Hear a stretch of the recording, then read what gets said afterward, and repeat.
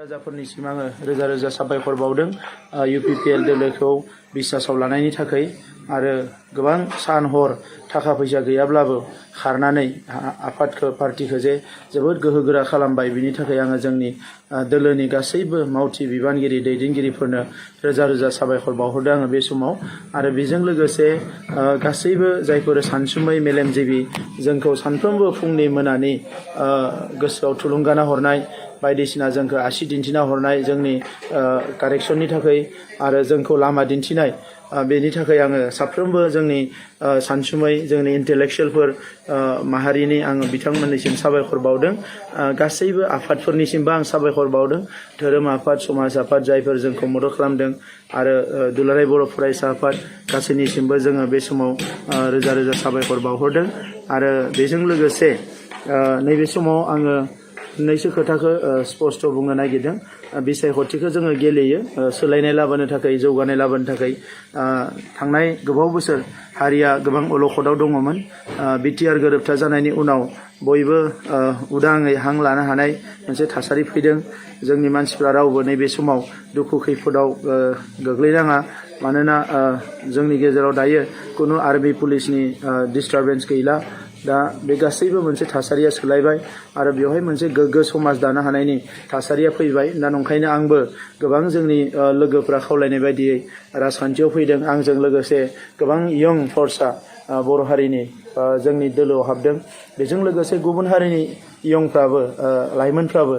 लाख लाख जोंजों हाबफैदों मोनसे समाजाव सोलायनाय नांगौ जौगानाय नांगौ होननानै आरो दायो जोङो जोंनि हारिजों लोगोसे गुबुन हारिनि मानसिफोरखौबो लानानै मोनसे गोग्गो समाज दानो नागिरदों गेरेमसा माहारि दानो नागिरदों सोलोंथाइ बिथिङाव मोनसे जौगानाय लाबोनो नागिरदों जोंनि गासैबो लाइमोनफ्रा एमप्लयमेन्ट मोननो हायो गावनि आथिङाव गसंनानै संसार जानो हायो बिनि थाखाय माखासे प्रजेक्ट जोङो लानो थाखाय आखायाव लादों आरो बिटिआर गोरोबथाखौ 100% इमप्लिमेन्ट खालामनानै जेसेबां कलेज इउनिभारसिटिफोर बायदिसिना अनुष्ठान प्रतिष्ठानफोर जों मोन्दों बेखौ गायसनजोबनानै जोंनि ओनसोलखौ मोनसे जौगासार ओनसोल महरै जोङो बेवहाय गायसननो जोङो नाजादों एनडिएफबिनि जोंनि बिदा फंबायफ्रा गोबाङानो जेलाव दङ बिथांमोनखौ जोङो जेलनिफ्राय बरनजोबगोन सरकार फैनायनि उनाव बरनजोबनो नाजागोन आरो बेजों लोगोसे जायफ्रा रिहेबिलिटेसन मोनाखै बिथांमोनखौ रिहेबिलिटेसन होनायनि थाखाय जोङो खामानि मावगोन बिथांमोननि रिहेबिलिटेसना जथेस्थ' गोबाव जादों जानो हागौ कर'ना भाइरासनि थाखाय खामानिया गेजेराव थाबथादोंमोन दा जोङो नारसिनदों गभर्नमेन्टखौ जेसेबां हायो थाबनो रिहेबिलिटेसनखौ होनांगौ केसफोरखौ उइथड्र खालामनांगौ दा बिनि थाखाय जोङो गोख्रोङै खामानि मावगोन आरो जोंनि बिसेसकै दिनै रांखान्थियाव जोंनि हारिया गोग्लैसोनाय जोंनि बिमाफ्रा हाजिरा मुजिरा मावना जानांदों मैगं थाइगं फानना जानांदों जौ सेरेब फानना जानांदों दा बेफोरनो जोंनि गोसोखौ जोबोद दुखु होयो एखमबा मानोना बर' हारिया मोनसे जौगासार हारिमोन आरो दिनै समनि फान्दायनायाव समनि माबायाव गोग्लैनानै दिनै जोंनि हारिया बेबायदि जानो गोनां जादों दा बेफोरनिफ्राय जोंनि हारिखौ उदां खालामनो UPPL हान्जाया जों गोख्रों खामानि मावगोन आङो मोनसेल' खोथा बुंनानै आं फोजोबनो सानदों बेनो जाहैबाय BPF हान्जानिफ्राय सोरबा सानैसो मानसिफ्रा जोंखौ माखासे सिटखौ BJPनो फानबाय होननानै फोसावदों बियो नंखाय रायजो राजा नोंथांमोन जोङो 40 मासियावबो गेलेदों मोनसेबो मासिखौ जों रावनोबो हगारना होआखै आरो बे गासैबो मासिखौ जोंल' नङा गुबुन हारिफ्राबो जोंखौ मदद होदों दा बेनिखायनो दाख्लैबावै जि जोंहा गासै 20 सिट उदालगुरि आरो बाक्सायाव इलेक्सन जानानै थांबाय बेवहाय जोङो 18निफ्राय 20 मासि मोननाया रोखा जानानै दङ आरो क'क्राझार चिराङावबो मोनगोन दा बेखौ नुनानै BPF हान्जाया समखिनानै जोंनि सायाव बिथांमोना फान्दायनानै जोंखौ माखासे जोंनि सिटखौ